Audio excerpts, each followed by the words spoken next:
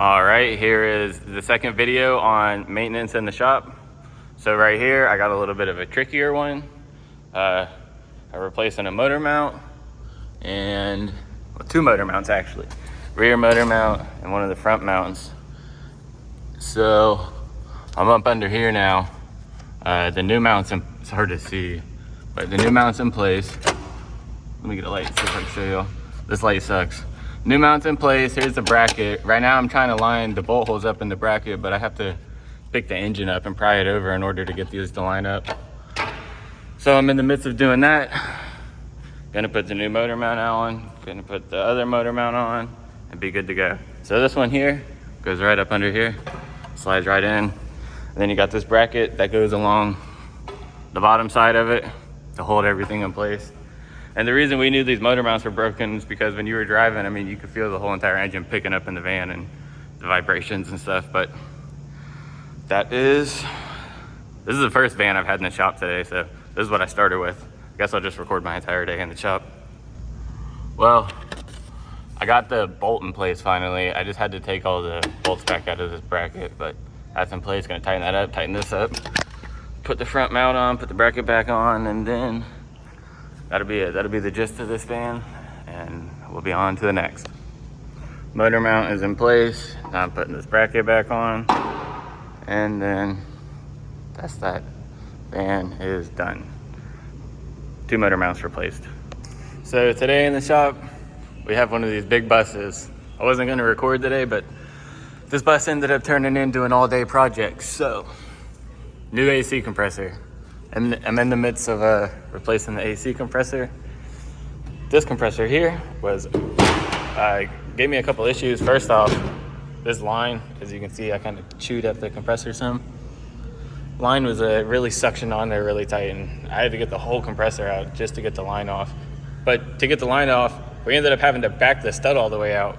So yeah, it turned into an all-day project. And then we had to move some front end stuff out the way because it was in the way of being able to get the compressor out. Now, I'm up under the bus. I only have so much room to stick my hands where I need to stick my hands. So, I don't know if y'all can see that bus right out there.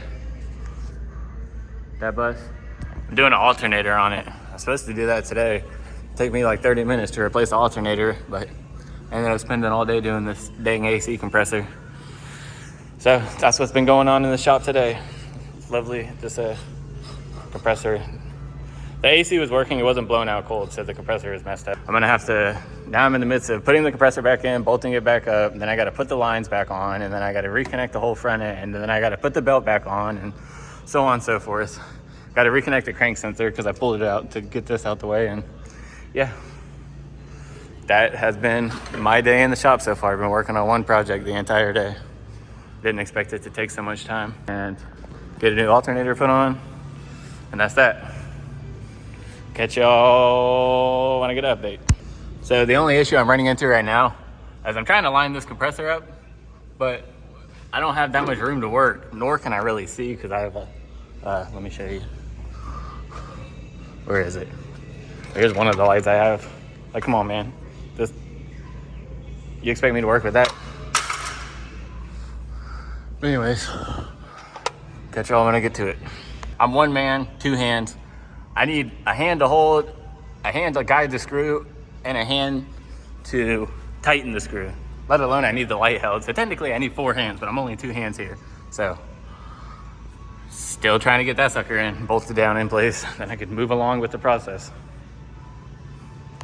Compressor's in place. This is the only last thing fighting us is getting this line in there.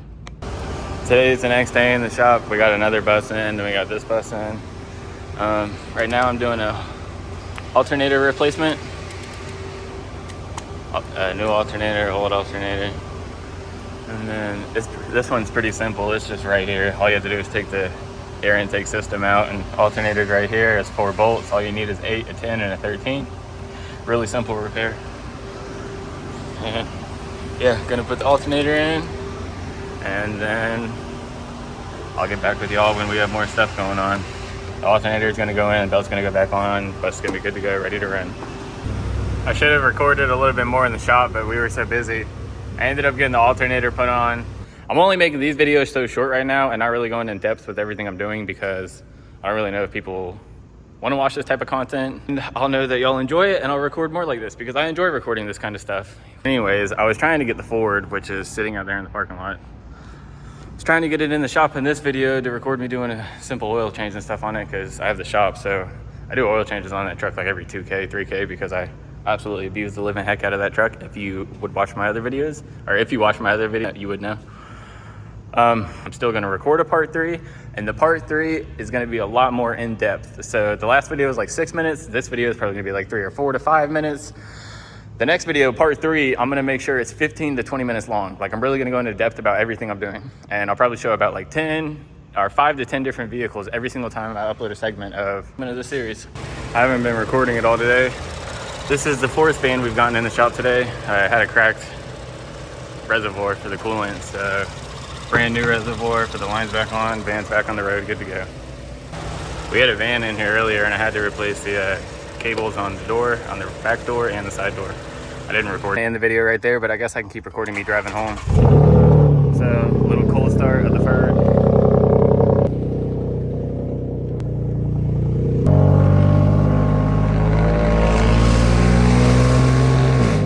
I know the exhaust is really loud and raspy now. It's got cats, true-tooled from the cat's back. I'm putting the Flowmaster Super 10 on it. I was gonna do it this week, but I have to wait another week or two. But the muffler's gonna go on the truck pretty soon, and then I'm gonna put a custom H-pipe, so it'll be true-tooled from the cat's back to an H-pipe to Flowmaster Super 10 dual in, dual out, axle them to 5-inch tips. So, it should sound pretty good and a lot less raspy, and then I'll be able to record more of this because I know a lot of people don't like this. Everybody says that sounds like shit. I'm curious as to how the Super 10 is gonna sound on it because it's a pretty straight through muffler. And so I've ran this muffler before, but I ran it with no cats and it was fucking obnoxious. But it has catalytic converters on it now, but I still think it'll be pretty loud. Hopefully not too loud because I don't need people hating on my exhaust. I'm just trying to record content. I need to hit a gas station. Look at that shit on E. And then I can't even see what my fuel mileage is because I just replaced the entire harness behind it. Well, not just replaced, it was a couple months ago. I just haven't put the truck back together. This entire main harness behind this dash, I replaced. And my steering wheel controls don't work anymore because I gotta get the truck, I don't know, I don't know. Probably just needs to have a computer hooked up and tuned or something. But that is why I have all these lights on here that I can never turn off, which annoys the absolute living crap out of me. And that's also why I don't have the truck put back together because what's the point of me taking it to a shop to have them, I don't know. I did everything myself and I just can't figure the steering wheel control part out myself. Made it on next to nothing. Got to put gas in it. 87. I used to fill Old Gal up with 93, but gas too expensive. It's full. It could probably take about 10, 15 more dollars because it normally takes 85 bucks to fill up, 80, 85 bucks, but that's all the time I got. This is going to be the end of this video. I'm sure anybody watching this doesn't give a fuck about me driving this truck or how my exhaust sounds or anything like that. So this is gonna be the end of this video. I mean, if you want to hear more of my exhaust, go check out some of my other videos, but yep. And we'll get more in depth of everything in the shop next time. I'll have a 15 to 20 minute video uploaded of maintenance in the shop part 3. So this video is gonna be maintenance in the shop part 2 and future content to come. Everybody have a good one.